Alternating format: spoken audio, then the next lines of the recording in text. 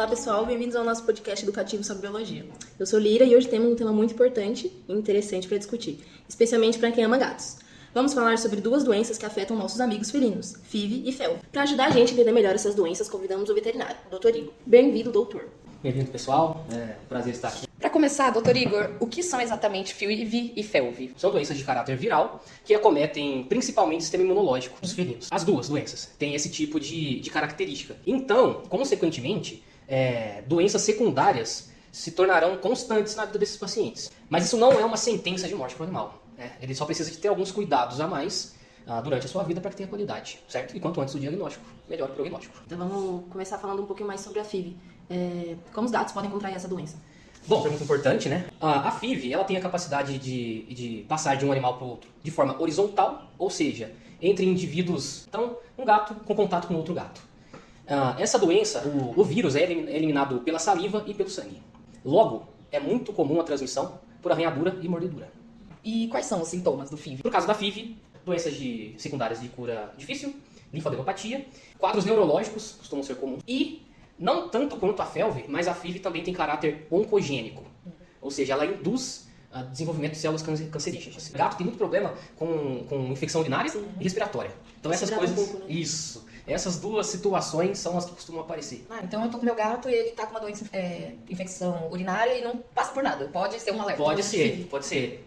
E o FeLV, né, que a gente falou um pouquinho da FIV, como é transmitido e quais são os sintomas típicos? Certo, em relação à transmissão da FeLV, ela se assemelha um pouco ao que acontece com a FIV, com alguns poucos pontos de diferença, né?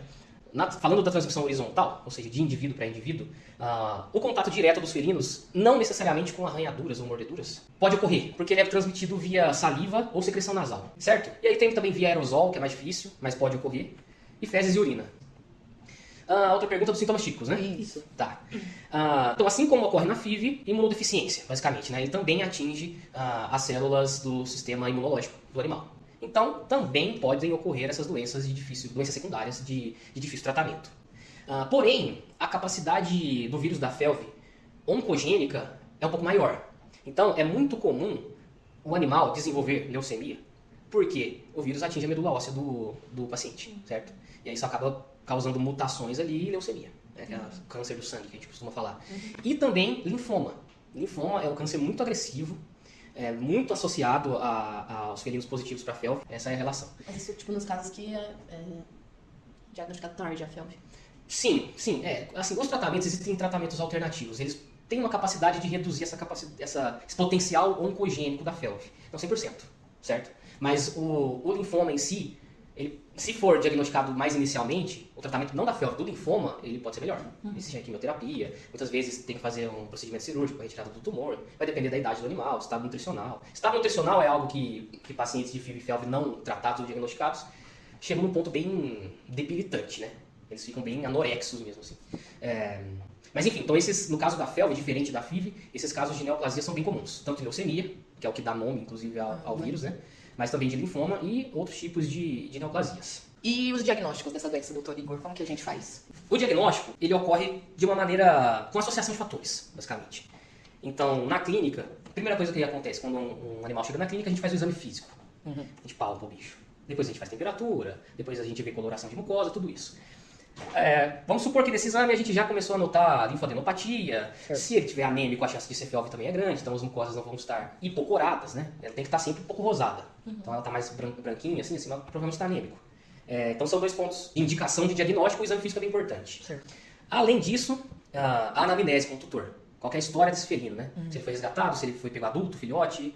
Tem que passar pra rua, isso, acesso à rua. Exatamente, se ele tem acesso à rua ou não, se pegou filhote, se a mãe era positiva para FeLV ou não. Enfim, isso tudo reúne informações importantes. E, por fim, e não menos importante, existem os testes. O teste mais utilizado na clínica, devido à praticidade e ao custo, é a ELISA. ELISA não é uma pessoa. Eu não conheço a ELISA. não fui apresentada. É um teste sorológico, né? ELISA é uma abreviação do nome do teste, que eu não vou me recordar agora do nome completo dele. Não, deve ser compridão. Mas no caso do teste, é um teste como se fosse Covid.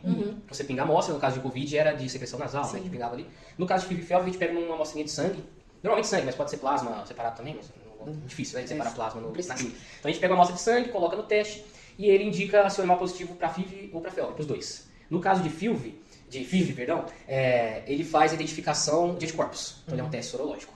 No caso de FeLV, ele faz identificação de antígeno. Então da presença ou não do vírus ali, certo?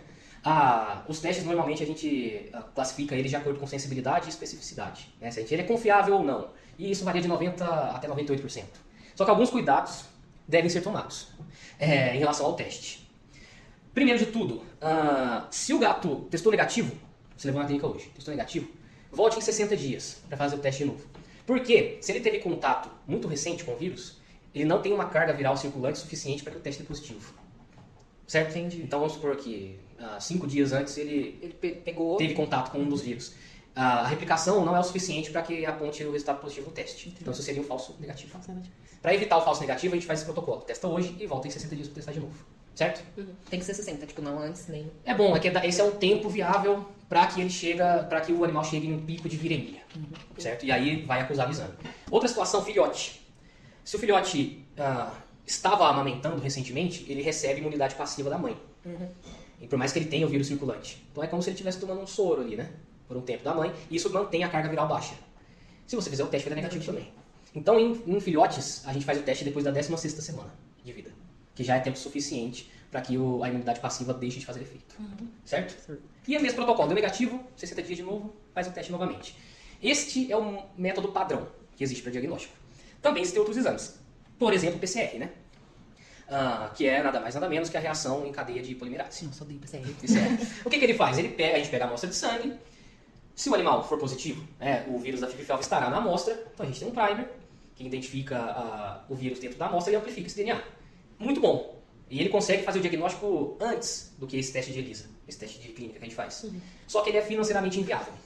Então é bem mais caro. Bem mais caro. O nível de sensibilidade e especificidade dele é excelente. Melhor do que o do ELISA, inclusive. Só que é muito caro. Então a gente não costuma fazer. Se o doutor tiver condições, sim. Né? Mas o teste não tem condições. não é a maioria dos casos. E o teste de ELISA ele é suficientemente bom, se for feito da maneira correta. Né? Certo? E sobre a prevenção? Existe vacina para FIV, FeLV? Como os donos de gatos podem proteger seus pets? Método de prevenção mais eficaz para ambas as doenças é a separação dos positivos dos negativos. Outra coisa, limitar ou excluir o acesso à rua do seu felino. E existe vacina para FeLV. As vacinas para FIV não deram certo até então, basicamente. Existem diversos testes, né, sendo realizados até então. Vacina para FIV não existe no mercado. E se eu tenho meu gato foi diagnosticado com uma das duas ou as duas, o que eu posso fazer, o que eu posso esperar de tratamento? Prognóstico, né? O prognóstico depende. Para que esse animal tenha uma qualidade de vida boa, primeiro de tudo, ele tem que ter uma vida tranquila.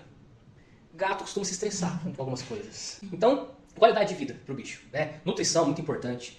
Um ambiente confortável. E existem algumas medicações que a proposta é reduzir a capacidade patogênica do vírus. Então, doutor Igor, pra gente finalizar, o que você gostaria de deixar como mensagem final para os nossos ouvintes sobre FIV e FeLV? Bom, acredito que assim, a conscientização em relação a essas doenças é muito importante. Da década de 80 para frente, depois de uma espécie de conscientização das pessoas daquela localidade, houve uma redução significativa da presença dessa doença no local. Então, basicamente, a mensagem final que eu tenho é o seguinte: se você tem um gato, o teste. Faça os testes. Se ele não tiver a doença, vacine para FeLV e evite que ele saia de casa livremente na medida do possível. Eu acho que isso, com o passar do tempo, vai limitar o avanço dessas duas doenças. Isso já aconteceu em outras localidades e a gente pode usar de exemplo. Muito obrigada, doutor Igor, por conversar com a gente, compartilhar o seu conhecimento. Agradeço, muito obrigado aí a todos. Se precisar, estamos aí, @Igor Rocinho.